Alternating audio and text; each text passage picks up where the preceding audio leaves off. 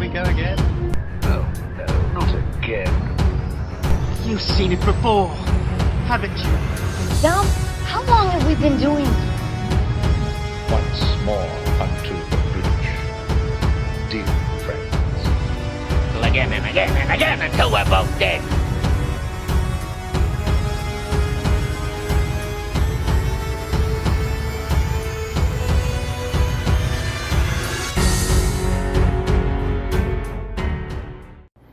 Hello and welcome to You've Seen It Before, movie reviews connections in mind. Hellboy is directed by Neil Marshall and this time around stars David Harbour of Stranger Things fame as the titular man with the stone right hand, aka Hellboy. And this story features Hellboy, as already established, as a agent of the Bureau of Paranormal Research and Defense, trying to stop the Blood Queen, a witch from King Arthur's time, from coming back into the world and starting an all-out apocalypse of the humankind. And her goal is to try to bring monsters back into the world and destroy the race of man. And it's up to Hellboy and his agents in order to stop her and prevent the apocalypse from coming to be. Now, this review will contain spoilers of the latest version of Hellboy, as well as certain other films that'll provide a full list in the description below. And if you have not seen Hellboy yet, or any of the films listed below, and want to wait until you have, stop the video at this point and come back later. But with all this being said, and without further ado, let's get into my review and analysis of 2019's Hellboy. There are, of course, going to be comparisons made to the original 2004 and 2007 Hellboy films featuring Ron Perlman as Hellboy. I'd have to say, of the actors who have played Hellboy, David Harbour does a really good job as Hellboy this time around. He's definitely different and distinct from Ron Perlman's depiction, but nonetheless, I'd say that David Harbour's performance as Hellboy is definitely the highlight of this movie. I never really got tired of him watching him interacting with people per se.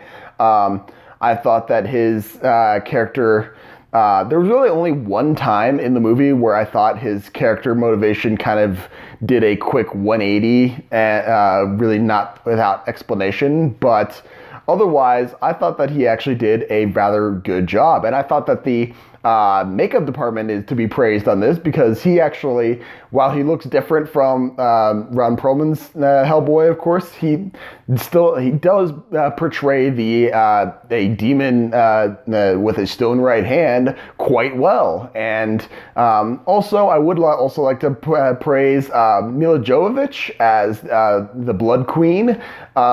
She is very good at being both menacing and attractive, and menacing in the way that she's seductive in a way, in her own right, and that's where the danger comes in. She portrays that very well, and I thought that she did a really good job in that. So David Harbour and Mila Jovovich both did great jobs in that, but sadly to say, those are really only the highlights of this film, because this film is just, I hate to sum it up as terrible, because it really, I mean, there are certain redeeming qualities of it. For example, the creature designs are actually quite innovative and they're creative, and I did enjoy seeing all the different designs that they could come up with. However, those things can't overcome the fact that this story is nigh incomprehensible. I mean, it starts out simple enough where the Blood Queen was chopped up into pieces and buried, and now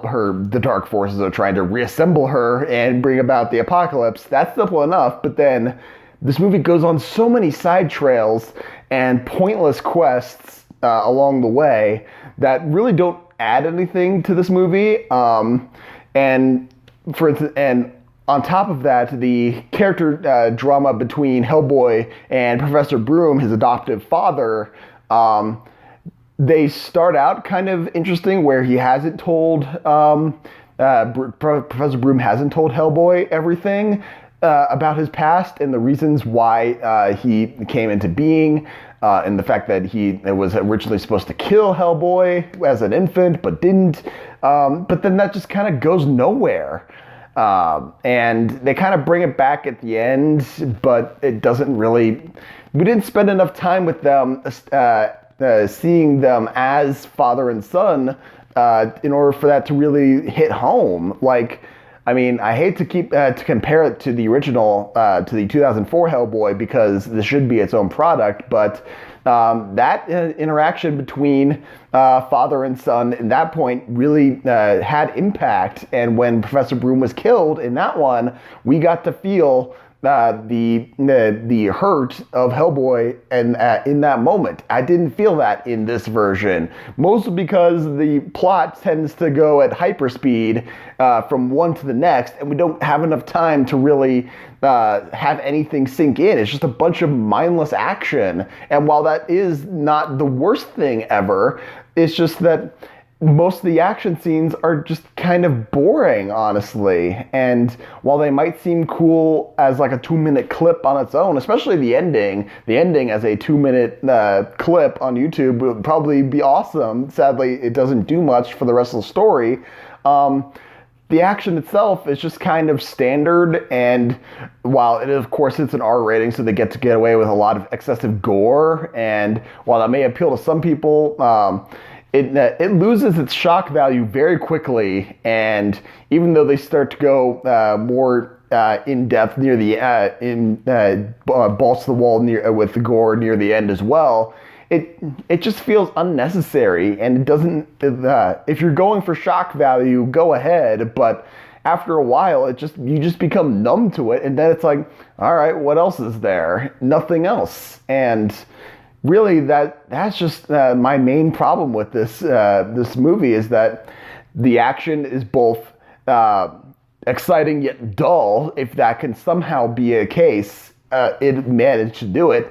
The character development is really not there. The only reason I fell for Hellboy is because I'd seen the Ron Perlman ones beforehand, so I knew most of his backstory, and the characters that we are introduced to, such as the girl with the medium and the agent who becomes a Puma Man or whatever, we really don't. We get hints at their backstories and their motivations, but their evolving dynamic as a team, we see them butt heads with each other when they first introduced, and then by the end they become their own full-fledged team with their own camaraderie after a 6 months later card at the end. But we don't really get that sort of bonding, or at least there should have been. They tried to establish that, but I just don't think it really hit home for me as a viewer. In the end, there's just not much here, and I mean, they're trying to balance out the dark and gritty of Hellboy's source material with like the comedy, levity aspects of it.